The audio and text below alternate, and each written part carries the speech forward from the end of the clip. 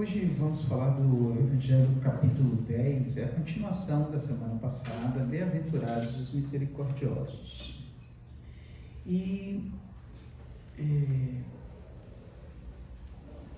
antes de nos aprofundarmos no entendimento dessa passagem, que eu acho que é importantíssima, a misericórdia, o perdão,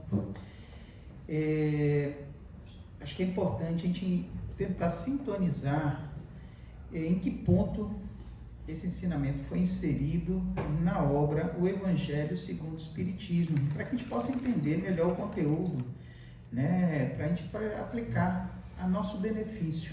A gente fala aqui, a gente lê todo dia aqui o Evangelho. Agora, qual é a sequência? Por que as coisas estão organizadas nesse momento e por que nesse ponto do Evangelho nós vamos falar do perdão? Em novembro de 1865, Kardec anunciou a publicação da terceira edição do livro, do Evangelho segundo o Espiritismo. Ele gerou três edições. Essa edição foi objeto de um remanejamento completo da obra, além de algumas adições. Ele incluiu mais alguns pontos. As principais alterações consistem em uma classificação mais metódica, mais clara e mais cômoda das matérias, o que torna a sua leitura e as buscas mais fáceis. De um modo geral, o objetivo da leitura espírita é o esclarecimento. Ele é um consolador porque ele traz uma mensagem, e a mensagem tem que ser clara. Não adianta a gente pegar aqui e ler uma mensagem que ninguém entendeu, fica bonito, está cheio de palavras bonitas, difíceis, que ninguém entendeu nada. Não é o objetivo do Espiritismo. O Espiritismo é que ele seja acessível a todos. Então, que classificação mais metódica, mais clara foi essa que ele fez? Que lógica que pautou essa sequência dos capítulos? Qual o objetivo dessa obra? É para ser um guia de como sermos bem-sucedidos, um guia de como podemos agir nessa vida e sermos felizes, sabendo que realizamos as nossas missões. Então, essa análise é uma tentativa de entender a lógica dos agrupamentos sequenciais dos capítulos do Evangelho. E nessa classificação a gente inicia com o prefácio. O prefácio, a gente vai chamar ele de Os Tempos São Chegados. O que ele quis dizer com isso? Logo no prefácio. Esse o Evangelho não dá para a gente pular nada, tá, gente? Começa a ler ele do início, da orelha do livro, passando pelo prefácio, introdução, tem que ler tudo.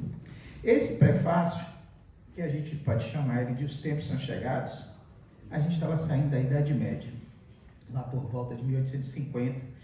A gente estava vivendo o progresso da ciência moderna, o iluminismo, Todas as pessoas buscavam o quê? Ser livres pensadores. Estávamos saindo de um período que era o período negro da história, onde a liberdade de pensamento não era possível nem permitida. Então, o que trouxe esses benefícios? Ele trouxe essa ciência que nós temos, a medicina que nós temos. Nada disso era possível antes. Então, naquele momento, houve uma organização para que os espíritos nos revelassem o que havia sido esquecido ou não compreendido nas lições do Cristo. Mais uma vez, o que tinha sido esquecido ou não tinha sido compreendido. Mais uma vez, o objetivo do Espiritismo é trazer uma mensagem clara, objetiva, acessível a qualquer pessoa, letrado ou iletrado. E aí, esse passado pelo prefácio, a gente vai para a introdução. Mais uma vez, não dá para pular nada. E aí, na introdução, o que ele trata? Quais são os temas que ele trata? Eu chamo isso daqui de o que queremos da vida e de onde nós viemos. Na introdução, Kardec, como um bom educador, antes de explorar o conteúdo, apresenta aos leitores o objetivo da obra, bem como faz uma retrospectiva histórica para destacar a sua origem. Ele fala de Sócrates, Platão. É maravilhoso. Quem já leu, é um retrospecto da história inteligente do mundo, muito maravilhoso. Então, nesse tópico, ele inicia com uma argumentação da universalidade e autoridade da doutrina espírita, que é colocada logo nessa introdução para que o leitor dê crédito às informações que receberá, reconhecendo-as como emanadas de uma fonte realmente confiável. E é bem isso que ele faz. Ele mostra por que o Espiritismo pode merecer o crédito de ser um esclarecedor, né? E na sequência temos as premissas, que dentro dessa obra são os conceitos centrais do cristianismo redivivo, né? Ou seja, reavivado à luz do Espiritismo. A mensagem é a mesma, só estou explicando de uma maneira mais clara, que é a base para os demais entendimentos que são tratados nos capítulos que se seguem de 1 a 4. Então, com esse agrupamento é destacado o progresso, a espiritualidade, a pluralidade dos mundos habitados, a reencarnação, sendo tudo expressão do amor de Deus. Não tem nada de fantástico nem maravilhoso. É realmente tudo natural e a gente vai entendendo como as leis que a gente ainda não conhece funcionam para isso tudo acontecer. O capítulo que segue a seguir é ótimo, né? Que vai a seguir é como estamos. Qual é a situação que nós estamos aqui agora? Como é que você está?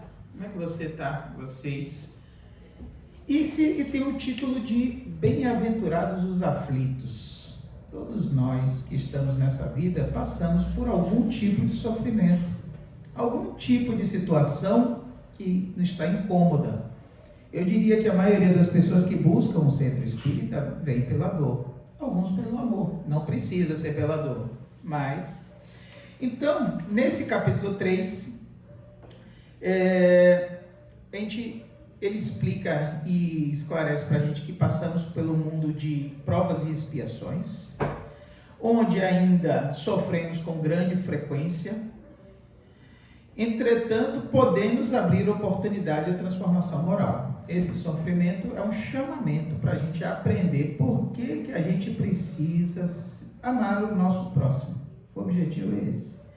Então, para que a gente possa compreender o porquê dos nossos sofrimentos, Kardec nos explica sobre sua justiça, causas atuais e anteriores dos sofrimentos, bem como sobre o esquecimento do passado.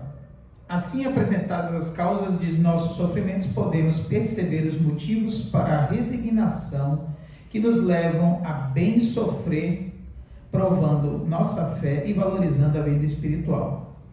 É nesse panorama que o ser começa a visualizar o caminho para a nova realidade que se apresenta a seguir. Quando a gente fala de bem sofrer e bem dizer o sofrimento, parece muito rápido aqui. Primeiro, quem é que gosta de sofrer? Eu não. Acho que ninguém. Mas a gente entende o mecanismo pelo qual, para que existe e que a gente pode aprender com isso. E não precisa continuar sofrendo. Bom, na sequência, a autora que fez isso daqui é Maria Pelar. Ela é uma estudiosa do espiritismo bem interessante e ela intitulou essa etapa do Evangelho aqui, que é o capítulo 6, como o como agir. O que eu tenho que fazer? Como é que eu posso conduzir a minha vida? E é o capítulo intitulado Cristo Consolador. Então, só a vivência da ética cristã será capaz de transformar nosso planeta em um mundo de regeneração. Um mundo de regeneração é um planeta muito mais feliz do que nós vivemos hoje.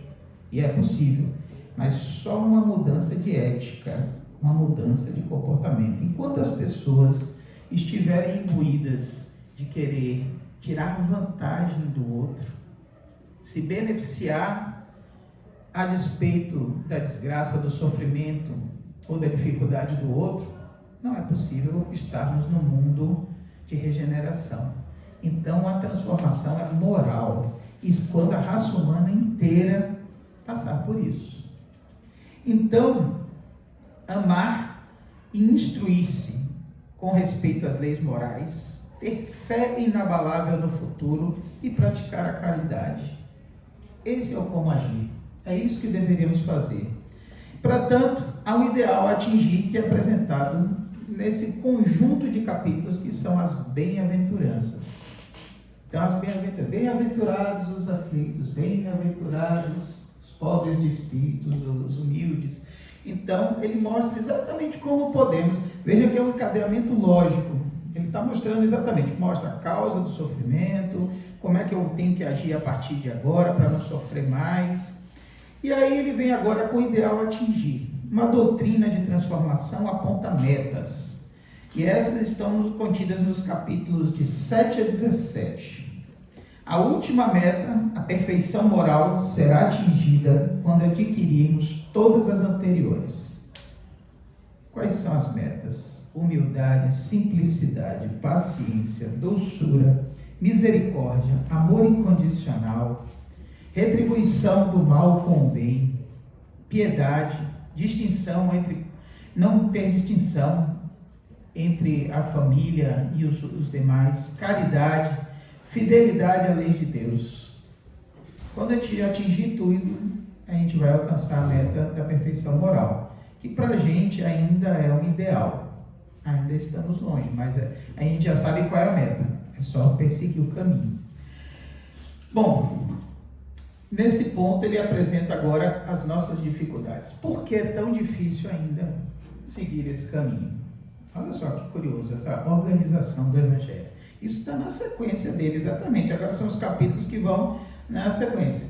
Então, como todas as transformações morais também se deparam com dificuldades, as quais estão apresentadas no capítulo de 27 a 29. São elas: não aceitação das expiações e provas, relações familiares difíceis. Ninguém tem aqui relação familiar difícil, né? Ninguém tem. Estender os laços familiares a toda a humanidade, preguiça, a má vontade, fé vacilante, presunção, orgulho, vaidade. Bom, são as nossas dificuldades, são as nossas imperfeições que nós carregamos há milhares de anos e que a cada dia nos compete trabalhar para ir polindo um pouquinho cada um desses. Cada dia que a gente consegue polir um pouquinho, a gente já fez um grande progresso. E a nossa diretriz, que é o final do Evangelho, tendo apontado as dificuldades, o bom educador indica-nos o caminho a seguir, exposto nos capítulos seguintes, nos quais somos orientados a confiar agindo, desapegar-nos dos bens materiais, exercer a mediunidade à luz dos princípios do Espiritismo com Jesus, trabalhar voluntariamente em favor do bem, cultivar o hábito da prece, por si e pelos necessitados, e vigiar o pensamento. Bom, eu quis mostrar isso para dizer que o Evangelho ele tem uma organização, ele é realmente um livro fantástico e precisa de um pouco de dedicação para entender. Existem alguns grupos de estudo aqui no nosso centro espírita que estudam o Evangelho e outras obras. É bem interessante, a gente aprende bastante com isso. Bom, retornando ao capítulo 10, Bem-aventurados os misericordiosos, que está inserido junto com as demais bem-aventuranças, né? Vamos entender esse ideal a atingir apresentado por Jesus. Então, na semana passada, a gente abordou uma síntese de Kardec sobre o ideal de sermos efetivamente misericordiosos, onde entendemos por que devemos perdoar as faltas de nossos irmãos, que Jesus, de maneira simples e magnífica, incluiu na prece: perdoai as nossas ofensas, assim como perdoamos a quem nos tem ofendido. Nós rezamos assim todo dia a gente reza isso, né? Então a gente perdoa os nossos irmãos, os que nos ofendem. Todo dia a gente fala isso. Será que é só da boca para fora? Eu falo para mim mesmo. Às vezes a gente está ali. Então, refletir sobre isso. Então, como em muitos dos capítulos desse livro, esse capítulo foi estruturado em duas partes. A primeira, com o entendimento de Kardec, e a segunda, com instruções dos Espíritos. Então, já o entendimento de Kardec foi apresentado na semana passada, e não vamos repetir. Então, para ilustrar esse conteúdo agora, a gente vai ler uma passagem aqui, Perdão das Ofensas. É uma mensagem psicografada pelo espírito Simeão, que foi psicografada em Bordeaux, na França, em 1862. Todas as psicografias, a maioria delas são desse período aí, 1855, 1862, 61. Então, vale a pena ressaltar que os espíritos que participaram dessa codificação, sem dúvida alguma, foram selecionados previamente. Não são espíritos qualquer que vão ser recebidos, psicografados. Foram espíritos preparados para essa missão. Porém, apesar de ter sido selecionados, eles não são espíritos da mesma quilate de Jesus. Jesus é um espírito muito mais avançado do que eles. Esses espíritos trazem mensagens importantes para a nossa reflexão, porém, a gente deve analisar sempre quanto ao contexto de cada um. Essa é uma das mensagens principais de Allan Kardec. Não é porque um espírito ditou aquela mensagem que eu vou acreditar. Esse daqui foi selecionado, passou por um critério de análise bem rigoroso e é uma mensagem confiável. Mas toda mensagem tem que ser analisada sempre que recebida. Então vamos lá. Quantas vezes perdoarei ao meu irmão? Perdoareis não apenas 7 vezes, mas 70 vezes 7. Essas são algumas das palavras de Jesus que mais devem tocar a vossa inteligência e falar mais alto ao vosso coração. Comparai essas palavras misericordiosas com a prece tão simples, tão resumida e ao mesmo tempo tão grande nas suas aspirações e que Jesus nos ensinou aos seus discípulos. E encontrareis sempre o mesmo pensamento. Jesus, o justo por excelência, responde a Pedro: tu perdoarás, mas sem limites. Perdoarás cada ofensa, tantas vezes quanto ela te for feita. Ensinarás aos teus irmãos esse esquecimento de si mesmos, que nos torna invulneráveis às agressões, aos maus tratos e às injúrias. Serás doce e humilde de coração, não medindo jamais a tua mansuetude, e farás, enfim, para os outros o que desejares que o Pai Celestial faça por ti. Ele não te perdoou tantas vezes? Contastes o número de vezes que o teu perdão de Deus, veio apagar as tuas faltas? Olha, se eu parar para pensar nisso daqui, não faço a menor ideia, né? Quantas vezes, mesmo não querendo falhar, nós falhamos. Não, às vezes não temos mais a intenção. Antigamente a gente tinha até a intenção de fazer o mal. Hoje em dia a gente já faz o mal meio sem querer, né? Mesmo assim, ainda somos perdoados. Escutai então essa resposta de Jesus e, como Pedro, aplicai-a a vós mesmos. Perdoai, usai de indulgência, sede caridosos, generosos, pródigos do vosso amor. Dai, pois, e o Senhor vos recompensará. Perdoai, pois, o Senhor vos perdoará. Curvai-vos, e o Senhor vos elevará. Humilhai-vos, e o Senhor vos fará sentar à sua direita. Acho que essa missão aqui ainda é difícil para a gente. Ide, meus bem-amados, estudai e comentai essas palavras que eu vos dirijo, da parte daquele que do alto dos esplendores celestiais nos vê sempre e continua com o amor o trabalho ingrato que começou há 18 séculos. Perdoai, pois, aos vossos irmãos que tendes necessidade de perdão. Se os atos deles nos prejudicaram pessoalmente, é um motivo a mais para seres indulgentes, pois o mérito do perdão é proporcional à gravidade do mal. Não haveria por que não esquecer os erros de vossos irmãos se eles vos incomodassem apenas levemente. Se o mal que tivesse praticado fosse simples, não precisava nem falar em perdão.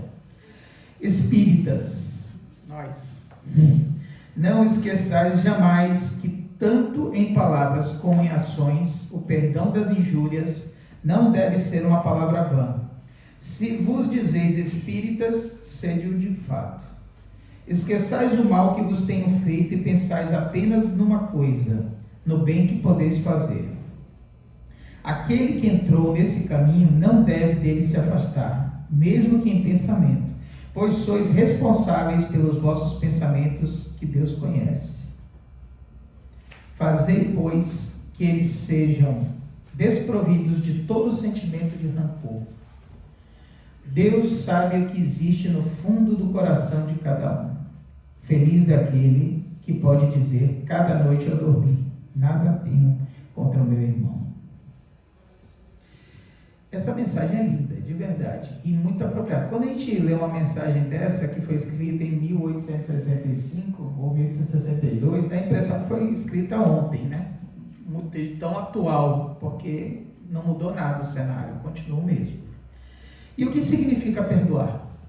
Então, diante disso, poderíamos dizer que é apagar as faltas, ou mesmo esquecer as faltas. E se Deus realmente apagasse nossas faltas, Ele seria justo? De maneira infantil, algumas pessoas poderiam pensar que se as faltas fossem nossas, tudo bem, né? Se fui eu que cometi a falta, tá ótimo. E se as faltas forem do outro em relação a nós, Deus ainda seria justo? Ou a gente diz: não, Deus tem que vingar, isso não pode ficar assim, não é isso que a gente pensa? Então, tudo tem dois lados. O Espiritismo nos esclarece que não existe falta sem reparação. Vejam que não estamos falando de punição, mesmo que para algumas pessoas possa significar a mesma coisa. Reparar é muito diferente. Reparação aqui entendemos como uma ação que tem como objetivo reparar o mal que foi feito. Inclusive, podemos fazê-lo com amor. Como? Nos dedicando a ajudar, seja quem for, pela prática ativa da caridade. Veja que existe um caminho não dolorido, prazeroso e disponível a todos. Inclusive, pode ser feito sem dinheiro algum. Ou seja, está ao alcance de todos. Caridade, dedicar um pouquinho de tempo a quem está precisando escutar uma palavra ou ser escutado. Só dedicar um pouquinho disso.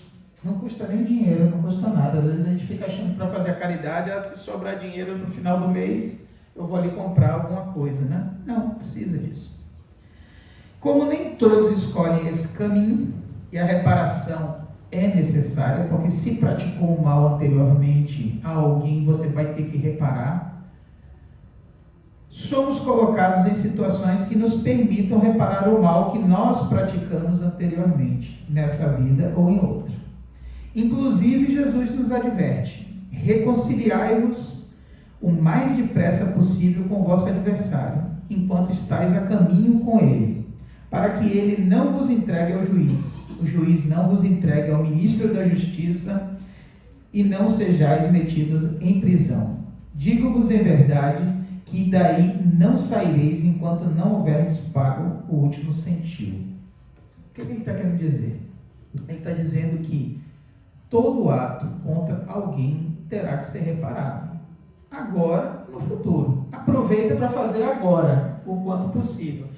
E essa reparação não é uma punição. Se eu fui lá e sujei a porta do meu irmão, eu vou pegar um balde com água e sabão e vou lavar, porque foi eu que sujei. É só isso. Estou reparando o mal que eu fiz. Se eu cometi algo mais grave a alguém, eu vou ter que reparar. E normalmente eu posso dizer que essa reparação é muito menor do que o mal que a gente praticou anteriormente. Então, não precisa desse sofrimento todo, né? Então, o caminho da reconciliação, encontramos o perdão. O perdão como esquecimento, na prática, ele não existe. Se alguém estiver esquecendo, talvez seja recomendado procurar um médico. Pode estar com algum problema de memória, né? Normalmente, quem foi o alvo de alguma maldade, de algum sofrimento, não esquece. Demora para esquecer. Não é que não esquece, demora um pouquinho mais para esquecer. Bom, esquecimento talvez fique melhor colocado como ressignificar o acontecimento. Então, na verdade, eu preciso de um tempo, né? Ressignificar exige da pessoa que sofreu o mal trazer o acontecimento para um outro plano de entendimento. E para isso a gente precisa daquela dor momentânea do momento que a gente sofreu, a traição, passou por um revés, a gente precisa de um tempo para digerir aquilo ali. Então, alguém faz a você algo ruim e em seguida implora perdão. Naquele momento, como somos humanos, talvez o tempo não tenha sido ainda suficiente para elaborar essa ressignificação, para a gente poder digerir aquele mal ali, para a gente ter um outro ponto de vista. Então, nessa situação é mais verdadeiro e honesto dizer que gostaria de ficar sozinho, pois tudo aconteceu muito recente. É melhor nesse momento, se você não conseguiu ressignificar, se preservar e guardar um pouco. Essa saída é melhor do que dizer, eu nunca te perdoarei, ou eu te odeio, ou qualquer coisa que venha nos arrepender. Se você vai se arrepender, é melhor você se retirar, meditar sobre o tema, para que você possa ter uma atitude mais, vamos falar assim, de acordo com a lei. Nessas circunstâncias, então é melhor a gente dar um tempo. E com esse tempo, além do esquecimento, a gente vai esquecer um pouquinho a dor, aquela dor que naquele momento está doendo, vai diminuindo, vai nos permitir então ver as coisas sobre um outro plano. Perdoar também passa por não retribuirmos o mal que nos foi feito, seja com a mesma ação ou com sentimento equivalente. Ou seja, não retribuir o mal com o mal, e sim retribuir o mal com o bem, conforme orientou Jesus. Se ainda não é possível para nós retribuir o mal com o bem, pelo menos não retribuir o mal que foi feito contra nós já é um sinal de progresso. Vamos pensar nisso.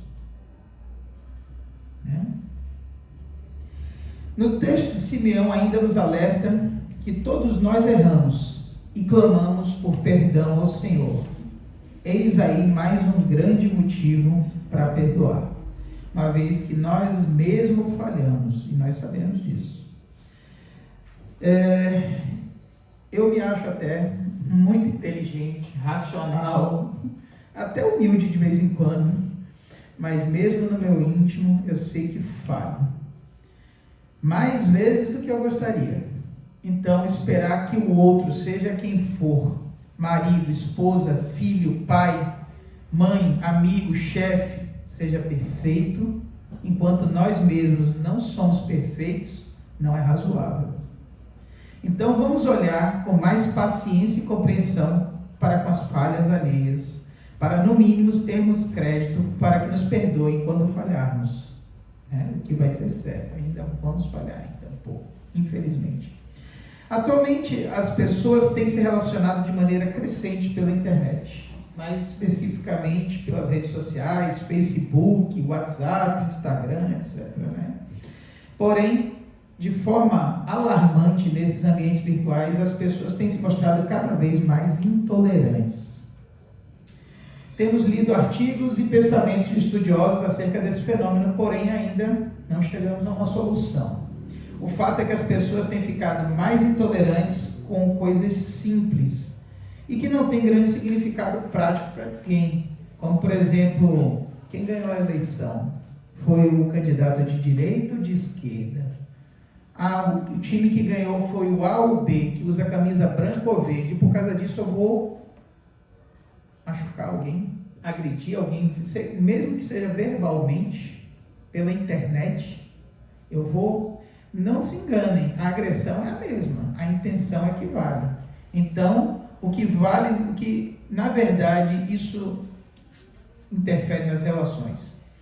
Que mal uma pessoa pode ter praticado contra você para retirarmos, por exemplo, de nossa lista de relacionamentos, ou como dizem na internet, para a gente deletar a pessoa. É uma agressão do mesmo jeito, só que está por cima de um verniz atual. A gente mudou, antigamente a gente enfiava a faca na pessoa, agora eu excluo ou faço uma calúnia daquela pessoa pela internet.